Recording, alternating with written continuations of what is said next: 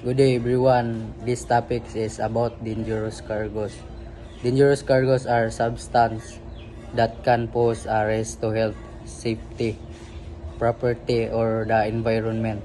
Because of their physical or chemical properties, these cargos are classified based on the International Maritime Dangerous Goods Code or IMDG code, which is used in shipping to ensure safe handling and transport. These materials can be flammable, toxic, explosive, corrosive, or radioactive. Knowing their characteristics help prevent accidents such as fire, explosion, pollution, and poisoning. Today, we will discuss the different classes of dangerous cargoes according to their properties. Good day everyone. As the second reporter for today's session on hazardous materials, I will be discussing the specific classification and inherent risks associated explosive and gases. Explosive. We begin with explosive. By definition, these are solid or liquid, substance or mixtures or substances that are capable of a chemical reaction which produce gas at such a temperature, pressure, and speed as to cause damage to the surroundings. Common examples you might encounter including fireworks, ammunition, and industrial dynamite. Gases. Moving on the class 2, we have gases. There are substances that exist in the gaseous state of standard atmosphere condition but are the typical transport as stored as impressed, liquefied, or dissolved. Under high pressure, the behavior of the gases is governed by the ideal gas law, RT, where an increase in temperature I leads to a proportional increase of pressure P in the volume B. Revenge constants such as inside a steel cylinder. We categorize this into different types. Flammable gases. These such as liquid, petroleum gas, LPG can ignite when mixed with air in specific concentrations. Number 2, non-flammable, non-toxic gases. Examples include nitrogen or helium. While they don't burn, they pose a risk of explosion by displaying oxygen on confined space. Number 3, toxic gases. Substances like chlorine fall into this category. There are chemically reactive and can be lethal or cause severe separation damage in inhale even in the small quantities. 3. Flammable liquids and flammable solids. These are liquids that easily catch fire. Gasoline. Gasoline or petrol is a transparent, volatile, and highly flammable liquid derived from petroleum through fractional distillation. Kerosene.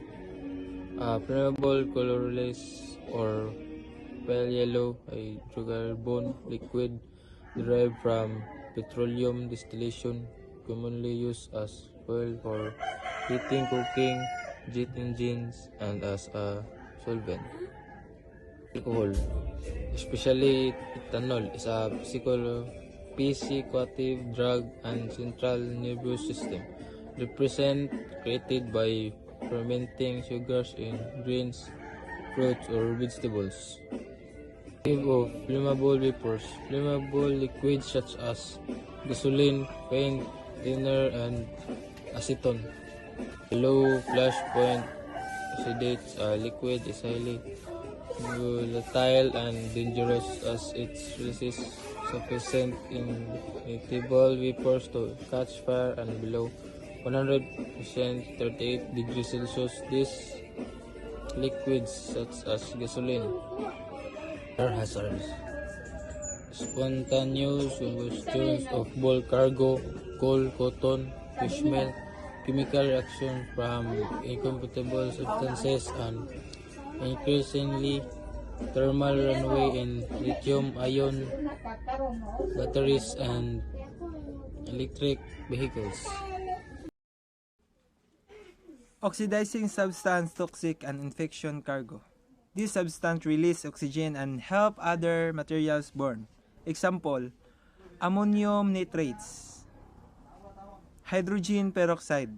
Characteristic, intensify fire, may cause explosion when mixed with fuel. Toxic and infection substance. Toxic substance, poisonous when inhaled or swallowed or touched. Example, pesticides. Infection substance, contain harmful microorganism, for example, medical waste. Characteristic, dangerous to human healthy. Require special handling and protective equipment. Good day everyone.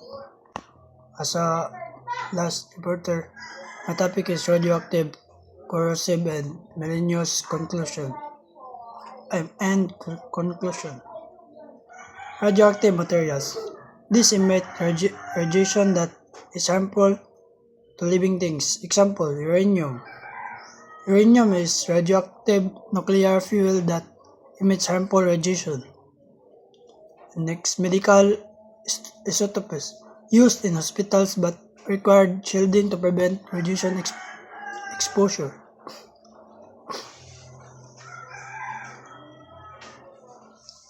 Characteristic is invisible radiation, can cause serious health effect, require shielding and special storage. Class 8 is corrosive substances.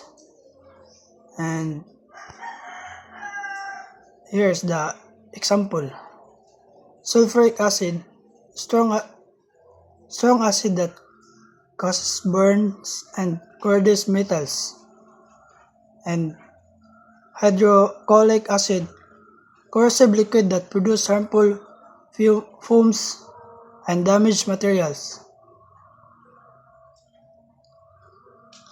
And the characteristic cause burn to skin, corrode metals, damage cargo and ship structure.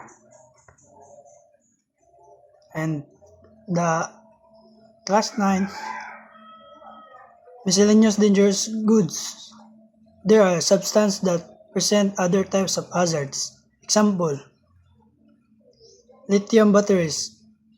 Lithium batteries can overheat, catch fire, or explode when damaged. And dry ice, solid CO2 that can cause suffocation is in enclosed space and frostbite on contact. And last is environmentally hazardous substances. Chemical that pollute water and harm marine life. And the characteristic is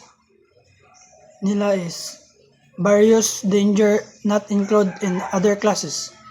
May be harmful to the marine environment.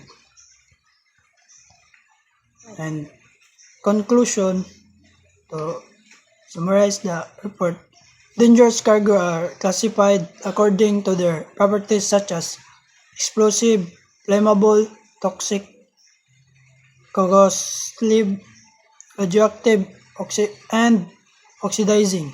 Proper classification, labeling, handling, and storage are very important to ensure the safety of the crew, the ship, the cargo, and the environment. And thank you. That's all for our report.